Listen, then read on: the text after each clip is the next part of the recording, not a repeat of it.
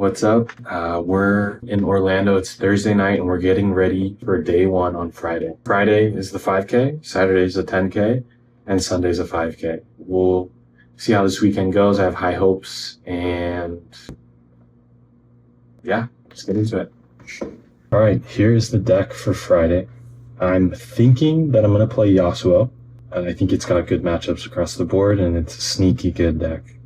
We're on green Yasuo. 3 Stalwart Boro, 3 Traveling Merchant, 2 Clockwork, and 2 Tide Turner. This is the sideboard down here. And we've got the 3 Wielder, 3 Rasa, and the 2 Mind Splitter.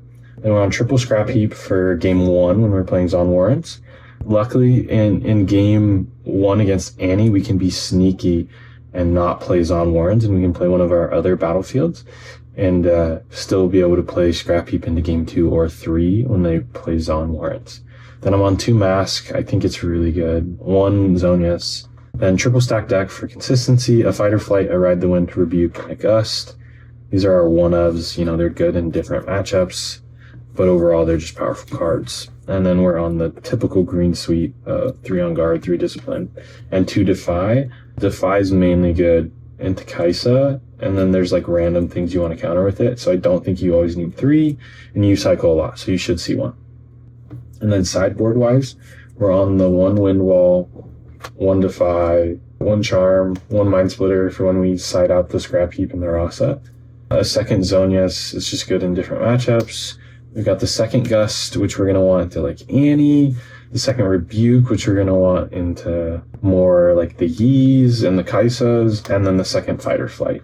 Yeah, because, I mean, the 3 Scrap Heaps are always going to come out. So a lot of these utility cards can just come straight in. Yeah, so that's the deck for day 1. And then if this goes well, I'll probably run it for Saturday as well. If not, I will probably just switch to Annie, or I have an MF Aurora deck built as well. But yeah, that's the deck. All right, we're here, round 1. Let's get it. That's it. All right, what's up? So we're going to talk about Pro Play Games Summit Orlando. I played in the day 1 on Yasuo. You just saw the deck profile, and it didn't go as planned. It was rough. I thought I had a decent matchup into Kaisa and Annie, and it turned out that almost all day I struggled into both of those matchups. Combined with misplays and poor draws, it led to a 5-4 finish. The event was over 300 players, and I ended up finishing, I ended up finishing 52nd out of the 241 players.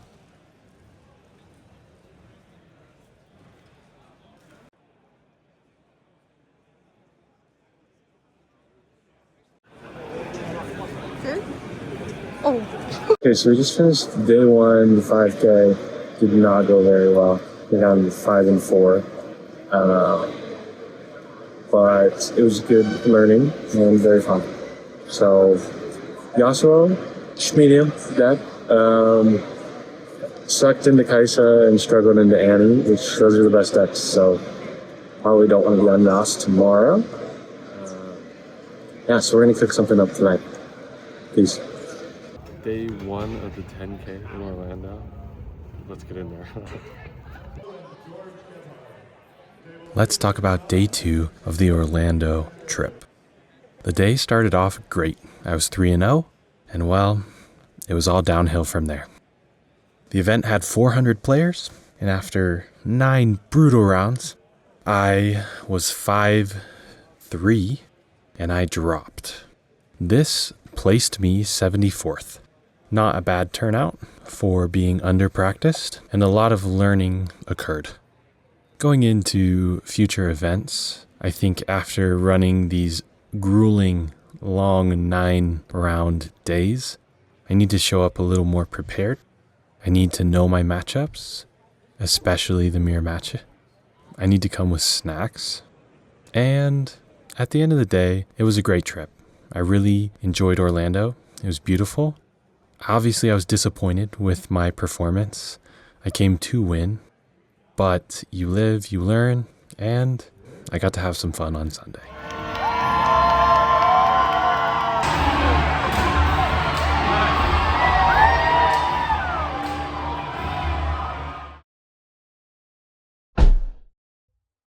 we've got our Kaisa list that we ended up bringing to day 2.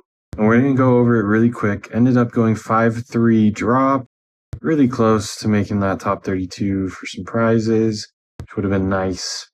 Yeah, we're on Kaisa, chosen champion, red Kaisa, obviously.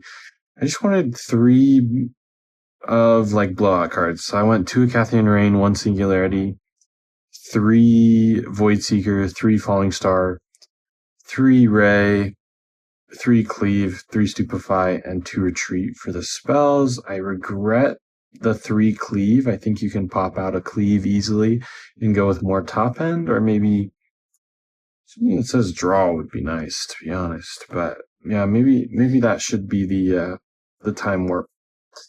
And then units wise, we're on 2 Watcher, 3 Darius, 3 Hopeful. The second Kaisa, because Kaisa is actually just so good in a lot of matchups. That draw really goes the distance. And then 3 Yordle, 2 Watchful, 2 Ravenbloom, and 3 Pouty Poro. I wanted 7 2-drops. It's the magic number. You can run the math on that, but I'm not gonna lie, I wish I had more 2-drops. I just found myself in a lot of games not having them when I needed them.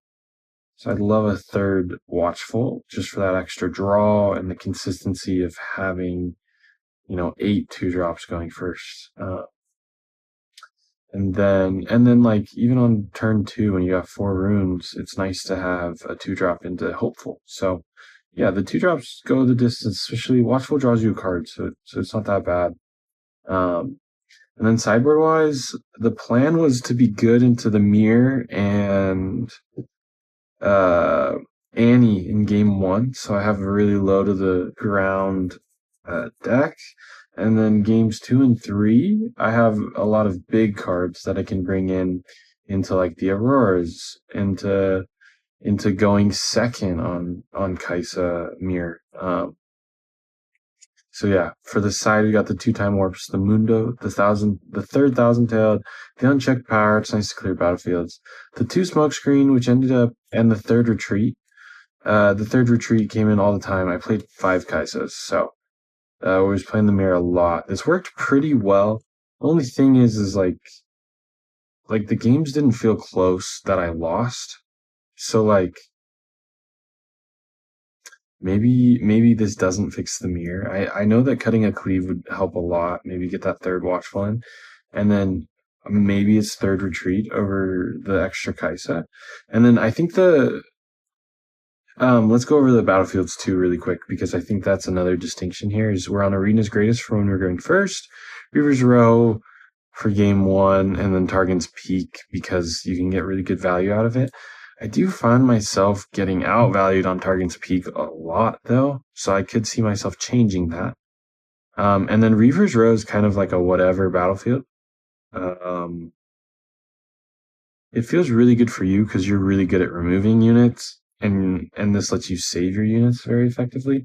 So yeah, I like Reaver's Row. The Peak was interesting, and the Arena's Greatest. For the most part, I won going first. There were a few where I like didn't draw 2-drops, just didn't draw units. That it's like you're not gonna win those games on any battlefield, to be honest. So yeah. And then runes wise, we're on 7-5. This is pretty standard. You've got a lot of red power cost. And your blue is mostly the top end, so you can get away with the 5 blue. But yeah, it felt good. Happy, obviously hoped to do better, but I feel like I learned a lot. And yeah, I wish there was more big events happening so I could play some more Riftbound. Just some final thoughts to wrap up this Orlando video while you watch some medieval clips. Overall, I think for a set 1 metagame, this has been strong. It's got a lot of diverse decks. There's a lot of potential to win with anything. But at the end of the day, there's a very limited pool of cards, and games came down to what was on the top of your deck, drawing the right cards at the right times. Not that I am bitter about the way the game is. I'm really excited for the second set, and I can't wait to play more Riftbound. Thank you for watching. If you enjoyed it, please hit that like, leave a comment, let me know if you've been to any big events lately, even just a skirmish or a Nexus night. How did you do? What deck did you play? And yeah, subscribe. Until next time, peace.